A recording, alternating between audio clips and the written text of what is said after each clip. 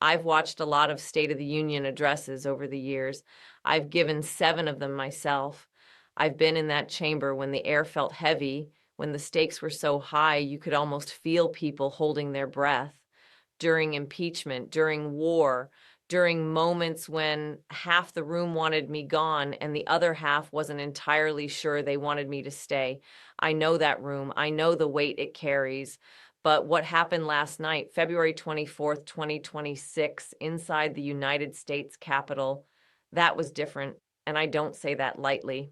When a president stands at that podium, looks out at the elected representatives of the American people, and tells them they should be ashamed for not standing on command. And when those representatives shout back, "You have killed Americans," something has fractured. Not just decorum, not just tradition, something more basic than that, something structural. And I want to be honest with you. There's fault to go around here. We'll get to that. But before we do, there's something most people still haven't fully absorbed. It isn't only what was said in that chamber last night, it's what happened afterward. Because this morning, the president went on Truth Social and posted about 2 sitting members of Congress, 2 women, 2 Muslim American women. He called them low IQ.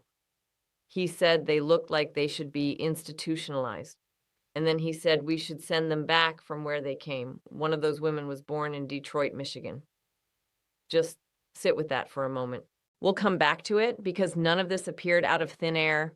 There's a chain of events that led us here, and you deserve to see the whole picture. The Minneapolis shootings, the government shutdown, the fraud investigation, the Epstein files, the racial provocations layered one on top of another. When you step back and look at all of it together, what happened last night starts to feel less like a heated argument and more like a warning sign. So stay with me. This matters more than most people realize. To understand why that chamber exploded the way it did, you have to understand the road that led there. None of this happened in isolation. Let me take you back to January. That's when the Trump administration launched what it called Operation Metro Surge, sending roughly 3,000 federal immigration agents into Minneapolis. The justification was an ongoing fraud investigation tied to the Somali community in Minnesota. And let me be clear about something because clarity matters here. That fraud is real. Prosecutors have said it could reach $9 billion or more. That's serious. That demands accountability. No one is disputing that. But this is where things start to get complicated. On January 7th, an ICE officer shot and killed Renee Good. She was 37 years old, an American citizen, a white woman, not undocumented, not accused of fraud, an American. Then, on January 24th, federal agents shot and killed Alex Pretty, also 37, also American, an intensive care nurse who had been protesting Renee Good's death. 2 American citizens killed by their own government's agents in the span of 3 weeks. The country felt that. You could feel it shift. Even the president acknowledged that enforcement needed a softer touch, but nothing softened. The posture stayed the same. Then, on February 14th, the Department of Homeland Security went into a partial shutdown because Congress couldn't agree on immigration enforcement reforms. That shutdown is still ongoing as I'm speaking to you now. 11 days and counting. DHS employees showing up to work without paychecks. Families wondering how long they can hold on. And layered on top of all of that, the president had recently posted a video depicting Barack and Michelle Obama as apes. The backlash was bipartisan. He took it down. He refused to apologize. So imagine what it felt like for Democratic members walking into that chamber last night. Their constituents have been killed by federal agents. The government is partially shut down, and the president is posting racist content without remorse. Leadership told them, sit quietly, show silent defiance, but pressure cookers don't stay quiet forever. And last night, that lid finally came off. Now let me slow this down and walk you through exactly what happened inside that chamber, because the details matter here. Every word matters. During the address, The president turned his focus to Minnesota, and he said, and these were his words, that the Somali pirates who ransacked Minnesota remind us there are large parts of the world where bribery, corruption, and lawlessness are the norm. He went on to say that importing these cultures through unrestricted immigration brings those problems right here to the United States. That's when Congresswoman Ilhan Omar shouted back, "That's a lie. You're a liar."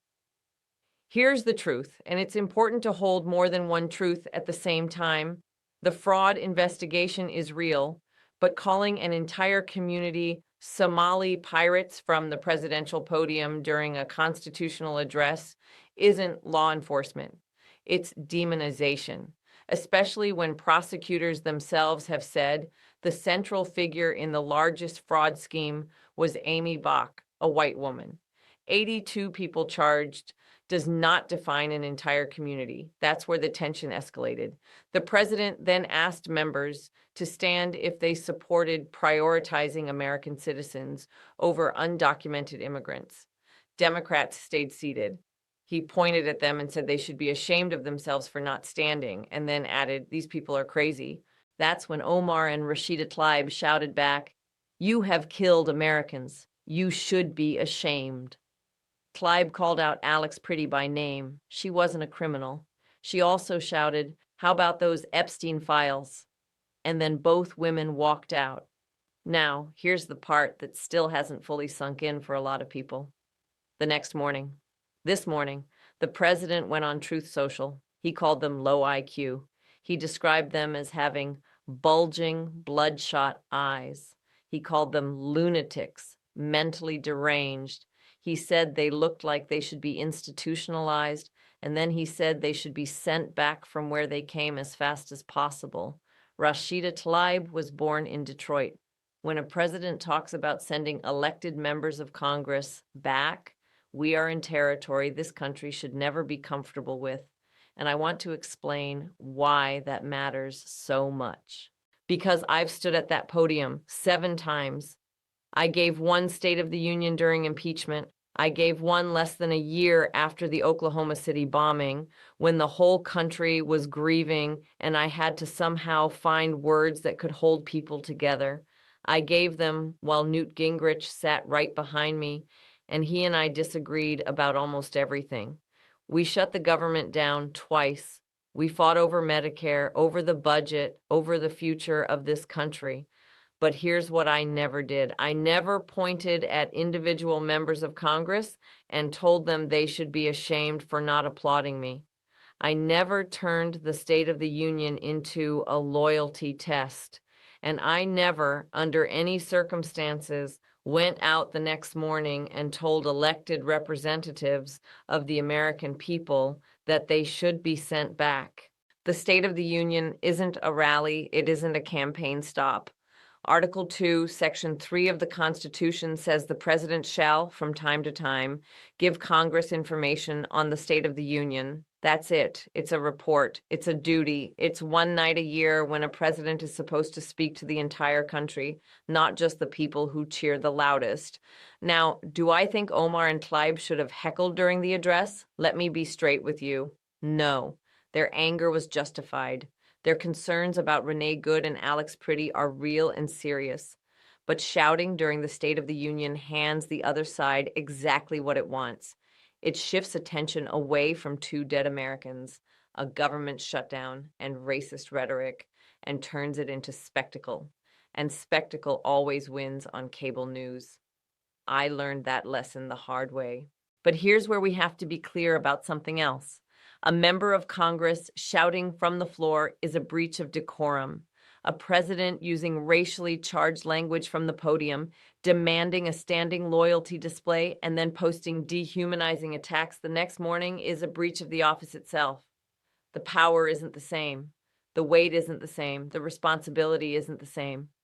A president sets the temperature of the room. And when that temperature is raised, everything that follows starts there. I know that burden because I carried it. We've got to remember something that I think too many people are starting to forget. The institutions of American democracy don't belong to any one party. They don't belong to any one president. Congress, the courts, the presidency, they belong to the American people. And every time those institutions are weakened, every time they're treated as props instead of pillars, it's the public that pays the price. Here's the honest truth about what happened last night and this morning. When a president tells two sitting members of Congress, both women, both Muslim, one a naturalized citizen who came here as a refugee, and one born in Detroit, that they should be sent back from where they came, he's doing more than insulting two individuals. He's drawing a line around who counts as a real American. And that line has nothing to do with citizenship. It has everything to do with race, religion, and national origin. That is fundamentally incompatible with the promise of this country. And this is where it stops being about one speech or one post or one bad night. Look at the full picture. Al Green being ejected from the chamber for the second year in a row, this time for holding a sign that said, "Black people aren't apes," referencing the president's own post. Aliyah Rahman, a U.S. citizen and Ilhan Omar's guest, dragged out of her car by ICE agents in Minneapolis weeks earlier, then arrested inside the Capitol for standing silently during the address. A Department of Homeland Security shutdown stretching past 11 days, with another Senate vote failing just hours before the speech. Federal agents still deployed in Minneapolis while families are afraid to go to the grocery store. Each of these moments on its own is troubling. Taken together, they paint a picture of democratic erosion that should concern every American, regardless of party. When dissent is punished, when a guest is arrested for standing, when a congressman is removed for referencing the president's own words, when elected officials are told to leave the country. You're not just breaking norms, you're sending a message. Be quiet, or there will be consequences. That message doesn't stop at the doors of the Capitol. It reaches the Somali American family in Minneapolis wondering if they're next. It reaches the young Muslim woman thinking about running for city council and deciding maybe it isn't safe. It reaches anyone watching who no longer sees that chamber as a place where they belong. This isn't about left versus right. It's about whether we still share a common floor on which disagreement is possible. And last night, that floor cracked a little more. Let me tell you something I learned a long time ago in politics. You don't win by shouting louder. You win by being smarter. And right now, I don't think either side is being as smart as they need to be. Let's start with the president. His immigration approval rating is down to 38%. A Fox News poll, Fox News, found that 59% of voters believe ICE is too aggressive. A CNN poll showed this was his least well-received State of the Union. The send them back language plays well with the base. Yes, it gets cheers at rallies, but it costs him suburban voters, independents, and moderate Republicans who support border security but didn't sign up for federal agents killing American citizens in Minnesota. Every time the rhetoric gets more inflammatory, the coalition gets smaller. He had an opening last night, a real one. He could have acknowledged the deaths of Renee Good and Alex Priddy. He could have announced an independent review of ICE conduct. He could have proposed actual immigration reform. Instead, he labeled an entire community pirates and dared Democrats not to clap. Now, the Democrats. This is where I need to be just as direct with my own side. The heckling gave Republicans and right-wing media exactly the clip they wanted. Look at the headlines this morning. Omar and Tlaib heckle Trump. Not two Americans killed by federal agents. Not a government shutdown. Not racist content from the president. The spectacle swallowed the substance. That's a strategic loss, even if the moral impulse behind it was understandable. Look at the official response delivered from Colonial Williamsburg. Disciplined, focused, forward-looking. It addressed corruption, the Epstein cover-up, the immigration crackdown, the cost of living, without losing composure. That's the model. Moral outrage paired with tactical discipline. Democrats need to force hearings on the deaths of Good and Priddy. Demand accountability. Put ICE reform on the floor. Keep the DHS shutdown front and center as a failure of governance. Make the coming elections about responsibility, not volume. The country isn't looking for more anger. It's looking for proof that someone can actually govern. Now, let me talk about where this goes, because I think that's what people are really trying to understand right now. Last night wasn't an ending, it was a beginning. And what comes next could shape the rest of this year and the midterm elections in November. First, the DHS shutdown. It's now in its 12th day. Just hours before the speech, the Senate failed again to reach 60 votes. Democrats are holding firm, demanding changes to immigration enforcement, accountability measures, limits on the use of force, body cameras. Republicans won't move. Meanwhile, DHS employees are still working without pay. Immigration courts are falling further behind. And here's the irony that almost nobody talks about. The shutdown isn't stopping enforcement.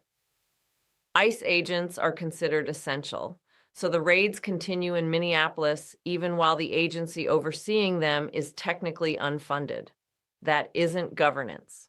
That's chaos. Second, the send them back language.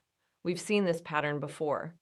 In 2019, the president used the same phrase about Omar and 3 other congresswomen at a rally, and the crowd chanted it back. This time, it's in writing on his own social media platform aimed at sitting members of Congress.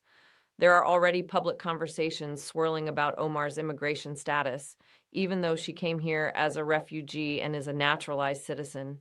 If this rhetoric moves toward any kind of legal or procedural action against an elected member of Congress based on national origin, we're in constitutional crisis territory. And I don't use that phrase casually. Third, Minneapolis. Federal agents are still there.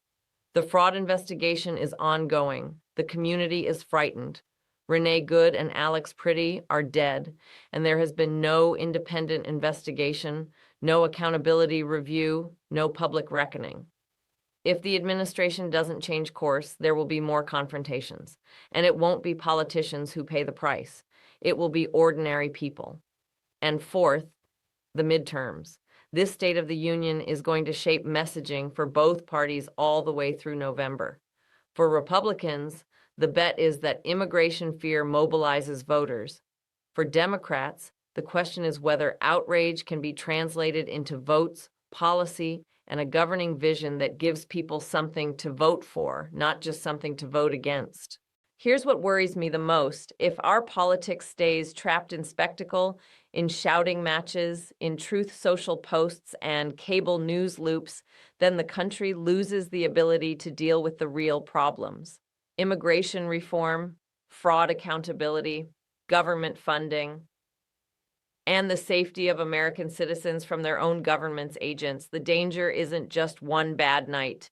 The danger is normalization. That we wake up tomorrow and all of this feels routine. Let me say this as clearly as I can. What happened on February 24th in that chamber and what was posted on Truth Social on the morning of February 25th is not normal. And the most important thing Americans can do right now is refuse to let anyone convince them that it is. The State of the Union exists for a reason. The founders believed the president owed the people's representatives an honest accounting of the country's condition. It was meant to be an act of democratic humility. The executive branch reporting to the legislative branch, which represents the citizens. It was never designed to be a stage for loyalty tests or for dehumanizing language or for telling elected members of Congress to leave the country. Ilhan Omar came to the United States as a refugee from Somalia. She was elected to Congress by the voters of Minnesota's 5th District. Whatever disagreements you or I or anyone else might have with her politics, her policy positions, or her conduct in that chamber, she was chosen by American voters under American law. Rashida Tlaib was born and raised in Detroit, Michigan, and elected by the people of Michigan's 12th District. When a president says, send them back about people like that, he isn't just attacking 2 individuals. He's challenging the idea that America belongs to all of us. And that's what makes this moment so dangerous. I've lived long enough and I've served long enough to know this country has been through dark chapters before. We've faced demagogues. We've faced crises of trust in our institutions. We've had moments when it felt like the center couldn't hold, and every single time the country found its way back. Not because correction happens on its own, it doesn't. It happens because ordinary people demand it. They show up, they vote, they run for office, they hold their leaders accountable, they refuse to look away. So that's what I'm asking of you tonight. Don't look away. Don't let this become background noise. Don't get numb to it. The State of the Union belongs to you, not to any president, not to any party, not to any social media platform. Democracy has never been a spectator sport, and the country we choose to be tomorrow depends entirely on what we're willing to demand today.